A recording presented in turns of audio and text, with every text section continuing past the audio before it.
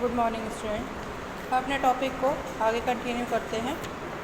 Recombinant DNA या इसका किस तरह से डीएनए का पुनर्निर्माण किया जाता है। ठीक है, तो इसको हम देखते हैं। इसमें क्या होता है, यूकेरियोटिक डीएनए से वांछित जीन पृथक करने के लिए उसे निश्चित स्थानों से विशेष प्रकार के रेस्ट्रिक्शन एंडोन्यूक्लियस एंजाइम द्वारा काटा जाता है। मतलब जो यूकेरियोटिक डीएनए है ना, एक चीज़ मैं आपको बता देती हूँ कि जो बैक्टीरिया के डीएनए होते हैं ना, उनको हम किसी भी स्थान से काट सकते हैं। जो डीएनए सेगमेंट डीएनए होता है उसको हम किसी भी स्थान से और कितने भी खंड उसके हम कर सकते हैं। लेकिन जो यूकेरियोटिक डीएनए होते हैं, इसको काटने के लिए हमें अलग से एंजाइम की आवश्यकता होती है। इसको हम किसी भी स्थान से कितनी भी जगहों से स्थान से नहीं काट सकते। ठीक है, तो वो मैं आपको आगे बताऊंगी। अभी मैं आपको इसको कंटिन्यू करती हूँ कि जो यूकेरियोटिक डीएनए है ना, इनसे हमें जो वांछित जीन पृथक करने होते हैं, मतलब जो हमें आवश्यक जीन चाहिए होते हैं, उनको अलग करने के लिए निश्चित स्थानों से, मतलब हम एक निश्चित स्थान से ही उसको अलग कर सकते हैं डीएनए को, है ना। लेकिन कहीं से भी हम नहीं काट सकते, वो कितनी भी जगह से हम नहीं काट सकते। तो उसके लिए विशेष प्रकार के रेस्ट्रिक्शन एंडोन्यूक्लियस एंजाइम की आवश्यकता होती है ना, उसके द्वारा ही काटा जाता है। ये जो एंजाइम होते हैं ये दो प्रकार के होते हैं। कौन कौन से? पहला है फर्स्ट टाइप एंजाइम, यानी प्रथम प्रकार के एंजाइम। ये क्या करते हैं,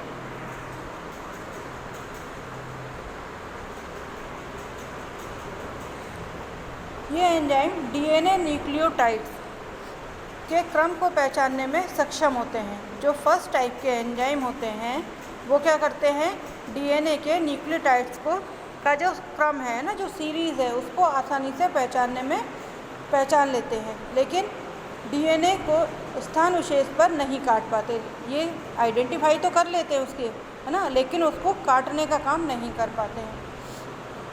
अतः ये रिकॉम्बिनेंट डीएनए निर्माण में सहयोगी नहीं होते। क्यों? क्योंकि इनको ये काटने का काम नहीं कर पाते। कटेंगे नहीं तो उसके दूसरे बनेंगे नहीं, है ना। तो ये क्या है, उनके फॉर्मेशन में हेल्प नहीं कर पाते। ये सिर्फ उनको पहचानने का काम करते हैं। किसको? न्यूक्लियोटाइड्स के क्रम को पहचानने का काम करते हैं। ठीक है, दूसरे प्रकार के जो एंजाइम है, ये एंजाइम डीएनए न्यूक्लियोटाइड्स के क्रम को पहचानने तथा उसे स्थान विशेष से काटने दोनों में सक्षम होते हैं। मतलब ये पहचान भी लेते हैं और काट भी लेते हैं। ठीक है, डीएनए को। अतः ये रिकॉम्बिनेंट डीएनए निर्माण में सहयोगी होते हैं। प्रथम प्रकार के जो एंजाइम हैं वो सहयोगी नहीं होते हैं, क्योंकि वो सिर्फ उन्हें पहचान पाते हैं, काटने का काम नहीं कर पाते हैं। लेकिन जो सेकेंड टाइप्स ऑफ एंजाइम्स हैं, ये डीएनए के न्यूक्लियोटाइड्स के क्रम को पहचान भी लेते हैं और उन्हें जहाँ से काटना होता है, जो विशेष स्थान से उन्हें काटना होता है, वहाँ से काटने में भी सक्षम होते हैं। और ये जो है, इसलिए ये रिकॉम्बिनेंट डीएनए के फॉर्मेशन में हेल्प करते हैं। अतः अब तक लगभग 80 एंडोन्यूक्लियस खोजे जा चुके हैं। मतलब जो ऐसे एंडोन्यूक्लियस जो कि इनको आसानी से काट सकें, इस तरह के 80 एंडोन्यूक्लियस जो हैं खोजे जा चुके हैं। अधिकांश रेस्ट्रिक्शन एंडोन्यूक्लियस प्राकृतिक रूप में बैक्टीरिया में पाए जाते हैं। जो रेस्ट्रिक्शन एंडोन्यूक्लियस हैं, है ना, ये क्या है? रेस्ट्रिक्शन एंडोन्यूक्लियस ये जो है कैंची की तरह काम करते हैं ना, आणविक कैंची के रूप में प्रयोग किए जाते हैं। तो ये अधिकतर कहाँ पे मिलते हैं? प्राकृतिक रूप से, यानी नेचुरली यदि हम देखें तो ये बैक्टीरिया में पाए जाते हैं अधिकांशतः, है ना। मतलब ज़्यादा मात्रा में ये बैक्टीरिया में पाए जाते हैं। क्या चीज़? रेस्ट्रिक्शन एंडोन्यूक्लियस, जो कि एक कैंची की तरह कार्य करती है। इनसे बैक्टीरिया अपनी रक्षा बाहरी डीएनए से करता है। इसके द्वारा क्या करता है, जो बैक्टीरिया है ना, अपनी रक्षा कैसे करता है? डीएनए, बाहरी जो डीएनए है, फॉरेन डीएनए से करता है। मतलब बाहरी कोई डीएनए पार्टिकल आके वहाँ पर उन पर इन्फेक्शन, मतलब अटैक ना करे, इसके लिए जो है किसके द्वारा ये अपनी रक्षा करता है? रेस्ट्रिक्शन एंडोन्यूक्लियस के द्वारा। जब कभी कोई बाहरी डीएनए यानी फॉरेन डीएनए पार्टिकल कोशिका के साइटोप्लाज्म में आकर उस पर हमला करता है, जो बैक्टीरिया की सेल है ना, उसके साइटोप्लाज्म में आकर जब बाहरी कोई डीएनए इन पर हमला करता है तो क्या होता है, तो ये एंजाइम उसे पहचान कर क्या करते हैं, छोटे छोटे टुकड़ों में काट देते हैं। क्यों? क्योंकि इनके पास है रेस्ट्रिक्शन एंडोन्यूक्लियस एंजाइम, जो क्या काम करता है, काटने का काम करता है ना। तो जब इसके बैक्टीरिया के साइटोप्लाज्म में कोई भी बाहरी डीएनए आ जाता है तो इसमें जो रेस्ट्रिक्शन एंजाइम पाया जाता है वो क्या करता है, उसको छोटे छोटे टुकड़ों में तोड़ देता है और बैक्टीरिया को नष्ट कर देता है। ठीक है, समझ में आया ये दोनों, फर्स्ट टाइप ऑफ एंजाइम और second type of enzyme. First type of enzyme क्या है, ये सिर्फ न्यूक्लियोटाइड्स को जो क्रम होता है उसको पहचानने का काम करते हैं, लेकिन इसके रिकॉम्बिनेंट डीएनए के फॉर्मेशन में कोई हेल्प नहीं करते। लेकिन सेकंड टाइप ऑफ एंजाइम है जो कि न्यूक्लियोटाइड्स के क्रम को पहचानता भी है और साथ में उसको विशेष स्थान पर काटने में भी सक्षम होता है, और ये रिकॉम्बिनेंट डीएनए के फॉर्मेशन में सहयोगी होता है। ठीक है, इतनी बात आपको समझ में आ गई होगी। अब आगे देखते हैं फॉर्मेशन ऑफ रिकॉम्बिनेंट डीएनए और आरडीएनए है ना। आरडीएनए मीन्स रिकॉम्बिनेंट डीएनए, मतलब डीएनए का दोबारा से बनना, पुनर्निर्माण करना। कैसे? अब इसमें क्या आवश्यक होगा, कौन कौन सी स्टेप आएंगी, वेक्टर या वाहक ना। वेक्टर क्या है, वाहक ही होते हैं ना। डीएनए की आवश्यकता, मतलब जो इन गुणों को ले जाने का, लाने का काम कर सके, तो वो क्या हो जाएंगे, वो वेक्टर हो जाएंगे। आरडीएनए निर्माण में यानी रिकॉम्बिनेंट डीएनए निर्माण में, यानी डीएनए के दोबारा पुनर्निर्माण में ऐसे वेक्टर डीएनए की आवश्यकता होती है जिससे बाहरी डीएनए को स्थायी रूप से संलग्न किया जा सके। मतलब जब हम डीएनए को दोबारा से बनाते हैं है ना, आरडीएनए का निर्माण करते हैं, तब हमें ऐसे डीएनए की आवश्यकता होती है, ऐसे वेक्टर डीएनए की आवश्यकता होती है। मतलब वेक्टर डीएनए क्या हो गया, जो वेक्टर के द्वारा डीएनए लाया गया है ना, आवश्यकता होती है जिससे बाहरी डीएनए को, जो वेक्टर के द्वारा लाया गया डीएनए है, उसको बाहरी डीएनए को स्थायी रूप से संलग्न किया जा सके, मतलब उसको परमानेंटली जोड़ सकें। इस कार्य के लिए बैक्टीरियोफेज के डीएनए या प्लाज्मिड उपयुक्त होते हैं। प्लाज्मिड डुप्लेक्स डीएनए के अणु होते हैं, जो मैंने आपको पहले भी बताया था कि प्लाज्मिड कैसे होते हैं, ये डुप्लेक्स डीएनए के मॉलिक्यूल होते हैं, अणु होते हैं, तथा अधिकांशतः बैक्टीरिया के साइटोप्लाज्म में स्वतंत्र रूप से मिल जाते हैं। प्लाज्मिड हमें कहाँ मिल जाते हैं, बैक्टीरिया के साइटोप्लाज्म में इजीली वहाँ पर हमें स्वतंत्र रूप से मिल जाते हैं। इनमें बैक्टीरिया के क्रोमोसोमल डीएनए से अलग स्वतंत्र रूप से रेप्लिकेट करने की क्षमता होती है। जो साइटोप्लाज्म में डीएनए, बैक्टीरिया के साइटोप्लाज्म में जो डीएनए पाए जाते हैं उनमें क्या होती है, उनमें बैक्टीरिया के क्रोमोसोमल डीएनए से अलग है ना, जो इसके क्रोमोसोमल भाग में जो डीएनए होते हैं उनसे अलग स्वतंत्र रूप से रेप्लिकेट करने की क्षमता होती है, यानी दोबारा उनका निर्माण करने की क्षमता होती है। ठीक है, ये हुआ वेक्टर की आवश्यकता हमें क्यों होती है। उसके बाद है यूकेरियोटिक कोशिका से जीन को अलग करना या तथा कॉम्प्लीमेंट्री डीएनए बनाना। अभी हमने ऊपर देखा बैक्टीरिया से डीएनए को अलग करना, अब हम यहाँ पर देखेंगे यूकेरियोटिक सेल से जीन को अलग करना कैसे होता है। किसी वायरस या बैक्टीरिया डीएनए को तोड़कर अनेक जीन्स डीएनए के खंड प्राप्त किए जा चुके हैं, है ना। मतलब किसी बैक्टीरिया या वायरस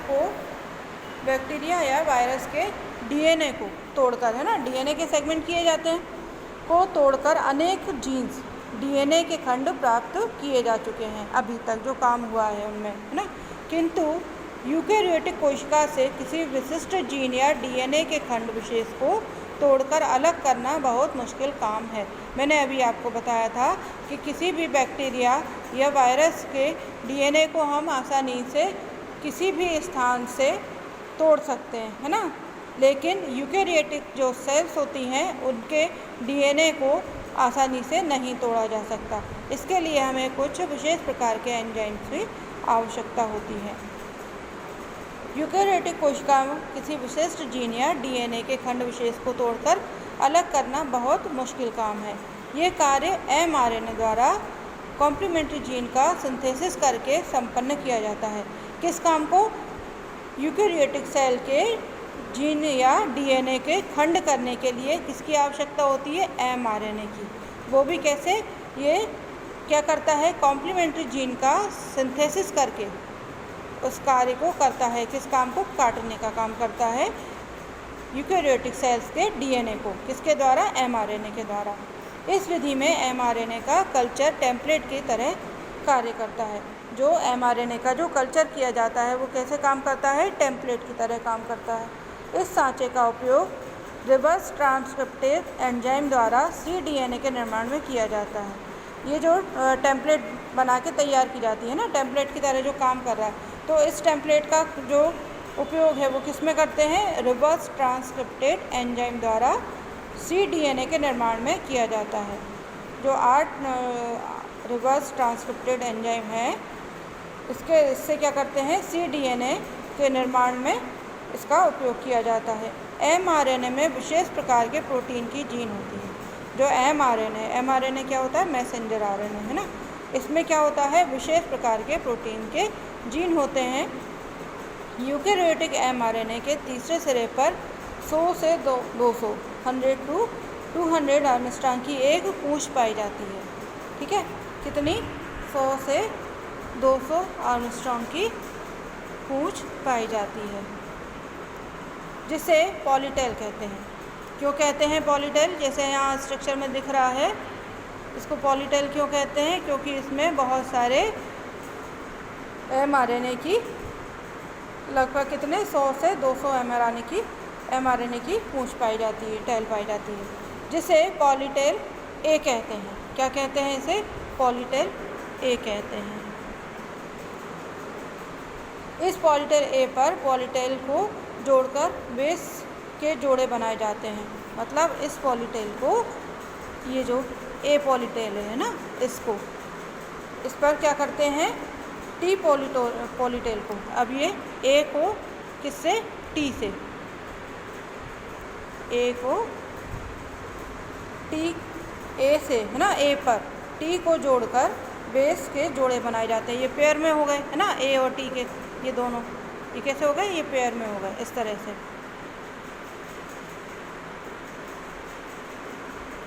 जोड़े बन गए, एक हो गया ए, एक हो गया टी। ठीक है, इस समय पॉलीटेल टी पॉलीटेल ए से संयुक्त ही रहता है।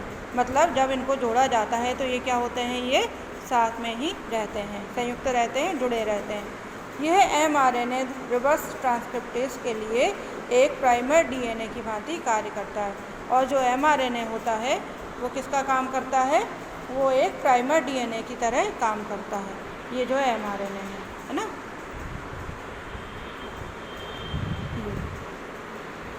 ये एमआरएनए क्या करता है? प्राइमर डीएनए की तरह काम करता है। ठीक, जो कल्चर से एमआरएनए को cDNA का एक कॉम्प्लीमेंट्री स्ट्रैंड बनाने के लिए ट्रांसक्राइब करता है। अब ये क्या कर रहा है? cDNA बनाने के लिए है ना, separate new cDNA from hybridised DNA polymerase and DNTPS। इसको cDNA बनाने के लिए ये क्या करता है? ट्रांसक्राइब करता है। ठीक, अब इस प्रकार mRNA cDNA हाइब्रिड बन जाता है। क्या बन गया? mRNA और cDNA हाइब्रिड।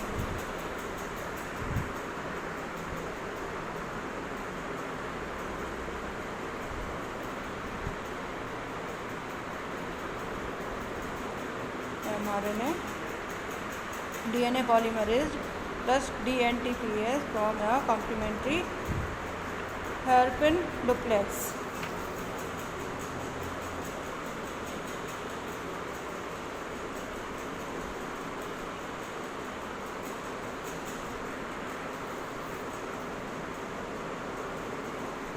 क्या हुआ यहाँ पर? किसी प्रकार से mRNA को पृथक, पहले क्या बन गया? mRNA और cDNA हाइब्रिड बन जाता है। mRNA और cDNA हाइब्रिड है ना, दोनों जुड़ गए और क्या बन गया? cDNA और mRNA के स्ट्रैंड बन गए है ना। फिर जिससे किसी विशेष प्रकार के mRNA को पृथक कर दिया जाता है। अब इसमें देखो यहाँ तक तो ये साथ में थे, फिर इसको अलग कर दिया गया, किसको, mRNA को पृथक कर दिया जाता है, जिससे केवल cDNA का एक स्ट्रैंड रह जाता है। अब जब इसको पृथक कर दिया जाएगा, है ना, ऊपर mRNA को, तो क्या रहेगा, फिर cDNA का एक सिंगल स्ट्रैंड जो है वो रह जाएगा। cDNA स्ट्रैंड को पॉलीमरेज फर्स्ट एंजाइम की उपस्थिति में रेप्लिकेट करके हेयरपिन जैसा डबल स्ट्रैंड अणु का निर्माण करता है। अब ये जो cDNA है ना, ये cDNA क्या करेगा, ये मुड़कर, है ना, इस तरह से मुड़कर ये क्या बनेगा, हेयरपिन जैसा एक एंजाइम पॉलीमरेज एक एंजाइम की उपस्थिति में रेप्लिकेट करके, है ना, रेप्लिकेट करके क्या करेगा, ये हेयरपिन जैसा एंजाइम बना लेगा, हेयरपिन जैसा डबल स्ट्रैंड मॉलिक्यूल का निर्माण करता है। अब यहाँ पे ये आगे डेवलप होके कैसा बना लेगा, हेयरपिन जैसा, ये देखो यहाँ पे ये दिख रहा है, डबल हेयरपिन जैसा बना लेगा। ठीक है, अब हेयरपिन को तोड़ दिया जाता है। अब ये जो हेयरपिन है, ये वाला जो भाग है ना, इसको और इसको क्या कर देते हैं, तोड़ देते हैं तथा सिंथेटिक डबल स्ट्रैंड cDNA प्राप्त कर लेते हैं। यहाँ से इसको तोड़ दिया गया, यहाँ से इसको तोड़ दिया गया, और क्या मिल गया, डबल स्ट्रैंड वाला cDNA हमको यहाँ पे मिल गया। ठीक है, जिससे विशेष प्रकार के प्रोटीन की जीन होती है। इसमें क्या होती है, विशेष प्रकार के प्रोटीन की जीन पाई जाती है। किसमें, जो cDNA डबल स्ट्रैंड वाला जो जीन हमें प्राप्त हुआ, वो उसमें क्या होता है, विशेष प्रकार की प्रोटीन की जीन होती है। ठीक है, अब ये बात समझ में आई होगी। पहले mRNA की क्या, पॉलीटेल ए ली, है ना, इसके साथ में पॉलीटेल टी को भी जोड़ दिया गया। ठीक, फिर आगे जाके ये दोनों डेवलप होके mRNA और इसका cDNA के डबल स्ट्रैंड बन गए। ठीक, फिर इसमें आगे सिंथेसिस करके ये डेवलप होके, है ना, पूरा डबल पिन जैसी, हेयर पिन जैसी संरचना बन गई, और फिर इसमें क्या हुआ, इनके एंड को काट दिया गया, उससे क्या हुआ, डबल स्ट्रैंड cDNA हमें प्राप्त हो गया। ठीक, यहाँ तक बात समझ में आई। अब जीन रखने वाले वाहक का निर्माण, अब यहाँ तक तो हमारी बात कंप्लीट हो गई। अब क्या है,